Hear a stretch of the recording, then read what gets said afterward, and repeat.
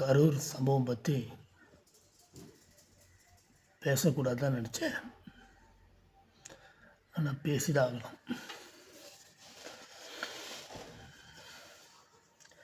சீமான் சொல்கிறாரு, விஜய் அங்கே போனதுனால தான் பிரச்சனை. நீ ஏன்டா போகிற மீட்டிங்க்கு? நீ ஏன் போகிற? நீ மீட்டிங் போகும்போது அவர் போகக்கூடாதா? உனக்கு ஒரு 200 பேர் வருவான், அவருக்கு 20,000 பேர் வருவான். நீ அவர் ஒன்று கிடையாது. ஜாலரை போகிறதா இருந்தால் ஒழுங்காக போடு. இந்த தம்பி கிம்பி எல்லாம் சொல்லாத. அவர் போனது தப்புன்னு சொல்கிறல்ல, அங்கே யார் பாதுகாப்பு தரணும்?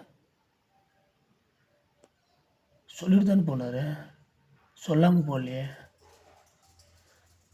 பைத்தியம், நீ கடைசி வரைக்கும் ஜாலரை தட்டிட்டு 4வது 5வது தான் போவேன். எதிர்த்து நின்னாதான் ஜெயிப்பேன். ஜாலரை போட்டேன் ஜெயிக்க மாட்டேன்.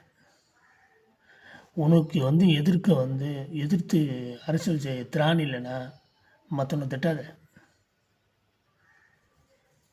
3 நாளைக்கு ஒன்று பேசுகிற, அப்புறம் ஒன்று பேசுகிற. நீ எப்படி சொல்கிறியோ அப்படி தான் அரசியல் பண்ணணும். என்ன நடக்குது? நீ சொல்கிறத பேட்டி கொடுக்கணுமா? நீ சொல்கிற மாதிரி தான் நடந்துக்கணுமா?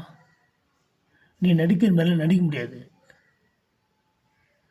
அவருக்கு குணம், அவர் அப்படி தான், அவருடைய உணர்ச்சி அப்படி தான் வெளிப்படுத்துவார். இதயத்தில் இல்லை, இதயத்தில் வெளியே இல்லை, உள்ளே இல்லைன்னு. நீ கற்றுக்காத்திரி 5 வருஷமா ஒரு முறை எம்எல்ஏ ஆனியா? டெபாசிட் வாங்கினியா? இல்லை. எல்லா தலைவரும் சொல்கிறேன், பையன் அவர் மேலே போட்டுட்டு அரசாங்கத்து மேலே எந்த தப்பு இல்லைன்னு சொல்கிறது ரொம்ப தப்பு. அவர் மேலே தப்பு இருக்குது. என்ன இருக்குன்னா, எவ்வளோ கூட்டத்தை பார்த்து ரசித்தா இருப்பார், அதான் தப்பு.